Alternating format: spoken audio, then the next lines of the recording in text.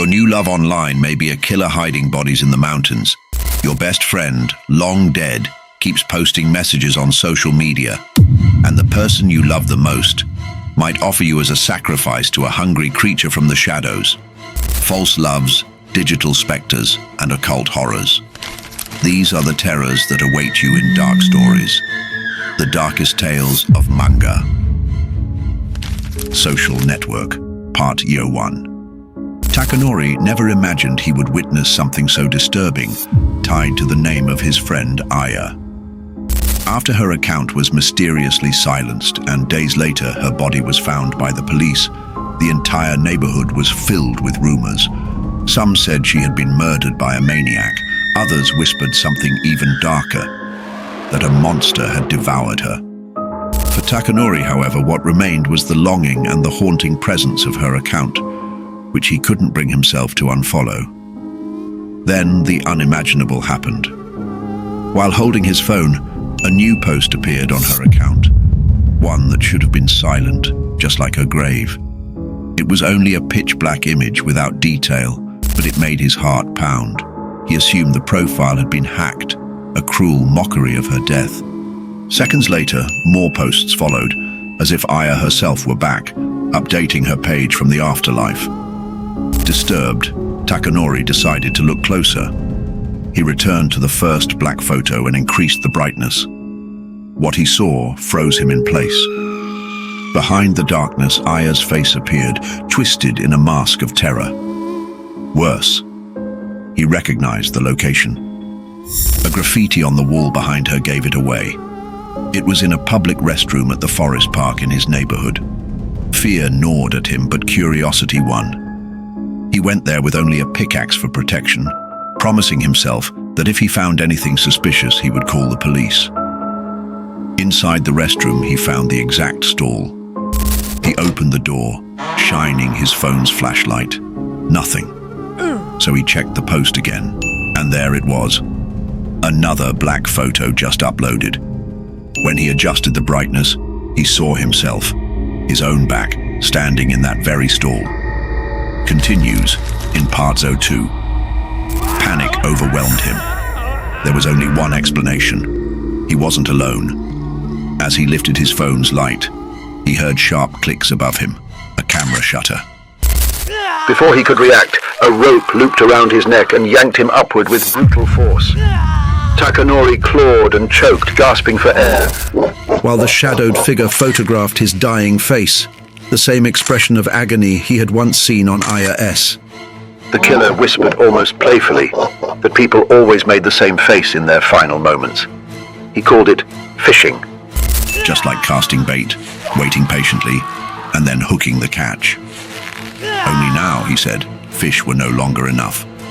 Takanori's last breath rattled out of him in the foul darkness of that restroom. Days later, his own social media account became another trap, posting black images that revealed, when brightened, the last anguished faces of new victims. Next story, online dating. Misaka could no longer stand her failing relationship with Kyosuke. Secretly, she spent hours on a dating app, hoping to find someone new. That's how she met Shun. Their conversations stretched for days, and slowly she felt he was perfect for her, someone who reflected her own lonely life. There were no photos, but his words were enough. One night, Shun shifted the tone. He asked if she thought summer was a good season for horror stories. Without waiting for her answer, he began. A happy man, abandoned by 3 ex-girlfriends who betrayed him, still visited them when the longing struck. He went to the mountains where they rested. Misaka froze. The implication was clear. He had killed them and buried their bodies there. Then came the chilling line. That man is me. Her stomach dropped. Panic washed over her. She tried to laugh it off, to believe it was a cruel joke.